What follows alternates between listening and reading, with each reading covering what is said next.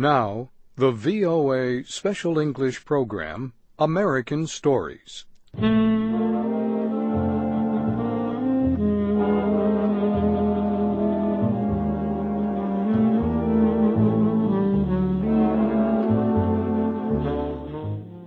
Our story today is called A Piece of Red Calico. It was written by Frank Stockton. Stockton was a popular writer in the second half of the 19th century. He wrote a large number of stories for children and other stories for adults. His most famous work, The Lady or the Tiger, can also be heard in VOA Special English. Now, here is Steve Ember with Frank Stockton's A Piece of Red Calico.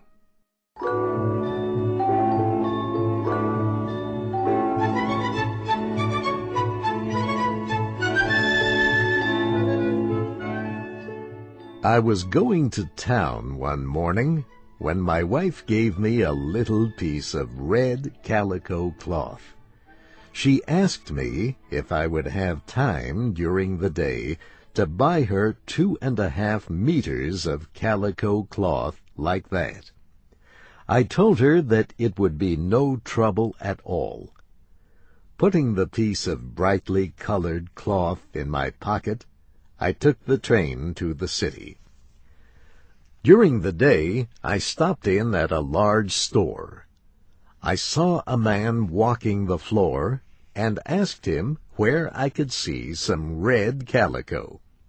"This way, sir," and he led me up the store. "Miss Stone," said he to a young woman, "show this gentleman some red calico." "What kind of red do you want?" asked Miss Stone. I showed her the little piece of calico cloth that my wife had given me. She looked at it and gave it back to me. Then she took down a great roll of cloth and spread it out on the counter. "Why, that isn't the right kind of red," said I.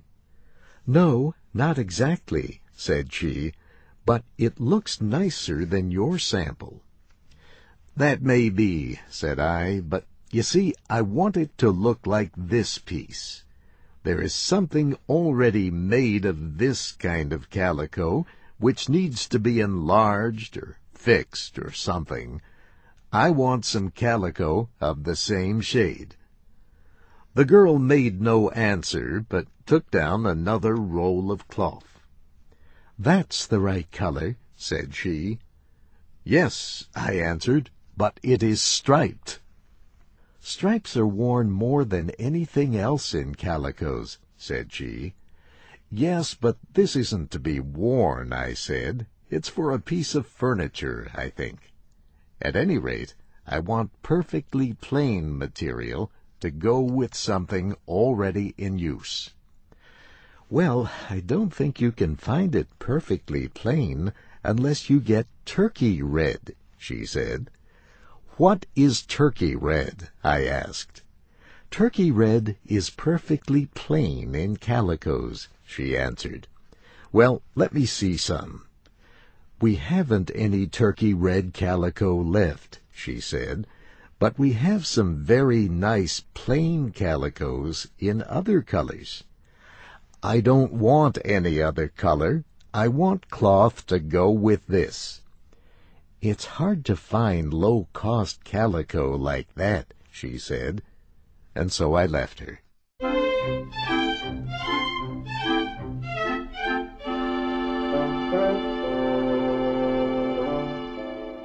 I next went into a store a few doors up the street. I gave a salesman my sample and asked, "Have you any calico like this?" "Yes, sir," said he, "third counter to the right." I went to the third counter to the right. A man there looked at my sample on both sides. Then he said, "We haven't any of this."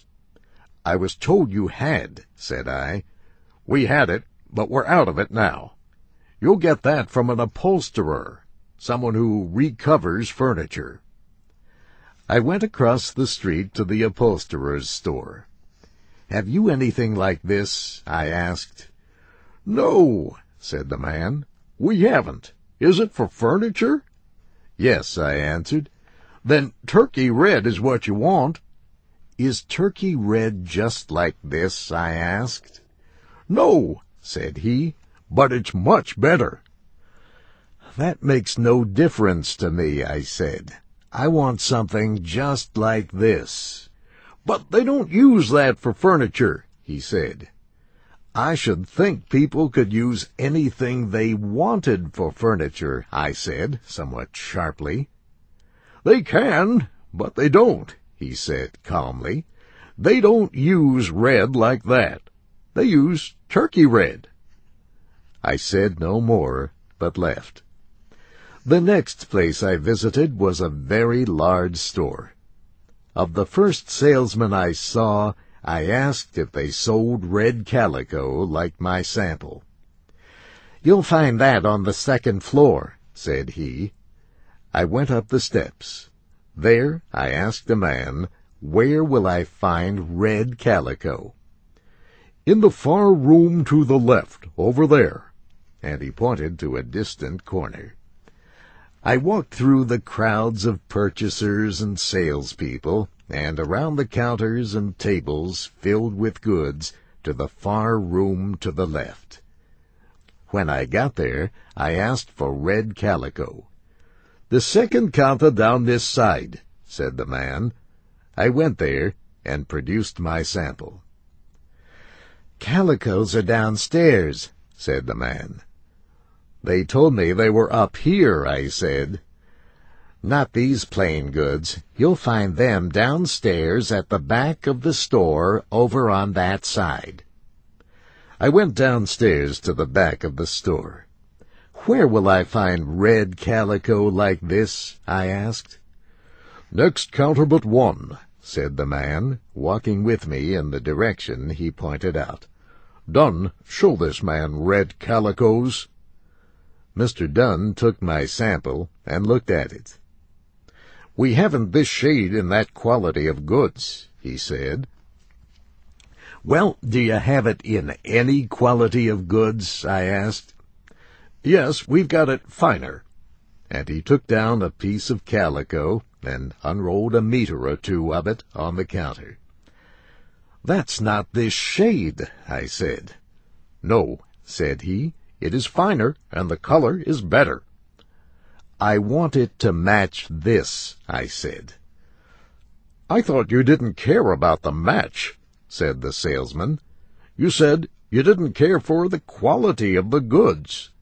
You know, you can't match goods unless you take into consideration quality and color both. If you want that quality of goods in red, you ought to get turkey red." I did not think it necessary to answer this comment, but said, "Then you've got nothing like this." "No, sir, but perhaps they may have it in the upholstery department on the 6th floor. So I got in the elevator and went to the 6th floor. "Have you any red material like this?" I said to a young man. "Red material? Upholstery department, other end of this floor." I went to the other end of the floor. "I want some red calico," I said to a man. "Furniture goods?" he asked. "Yes," said I. "4th counter to the left." I went to the 4th counter to the left and showed my sample to a salesman. He looked at it and said, "You'll get this down on the 1st floor, calico department." I went down in the elevator and out on the street. I was completely sick of red calico, but I decided to make one more effort. My wife had bought her red calico not long before, and there must be some to be had somewhere. I should have asked her where she got it, but I thought a simple little thing like that could be bought anywhere.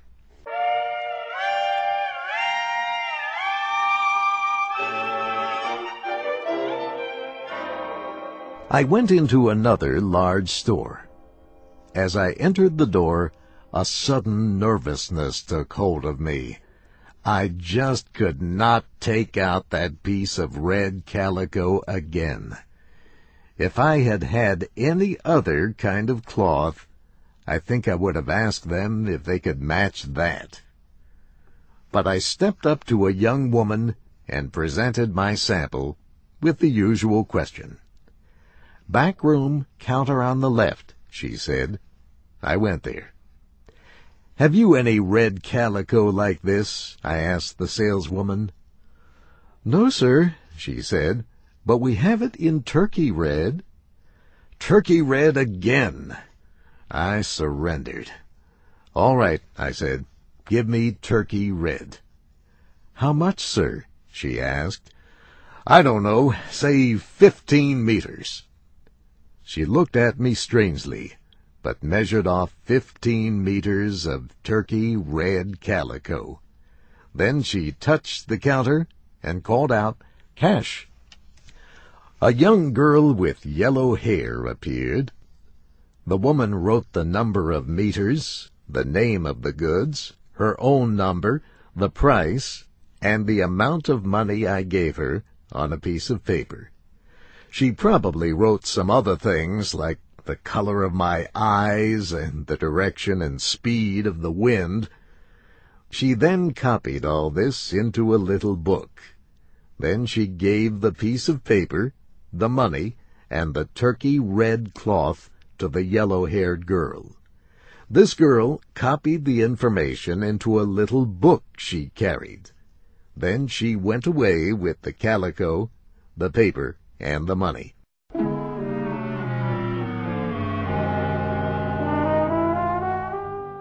After a very long time, the girl came back, bringing the money I was owed and the package of turkey red calico. I returned to my office, but had time for very little work the rest of the day. When I reached home, I gave the package of calico to my wife. She opened it and declared, "Why, this doesn't match the piece I gave you." "Match it!" I cried. "Oh, no, it doesn't match it. You didn't want that matched. You were mistaken. What you wanted was turkey red, third counter to the left. I mean, turkey red is what they use." My wife looked at me in surprise, and then I told her my troubles. "Well," said she, "this turkey red is much nicer looking than what I had. You've got so much of it that I don't have to use the other at all. I wish I had thought of turkey red before." "I wish, from the bottom of my heart, you had," said I.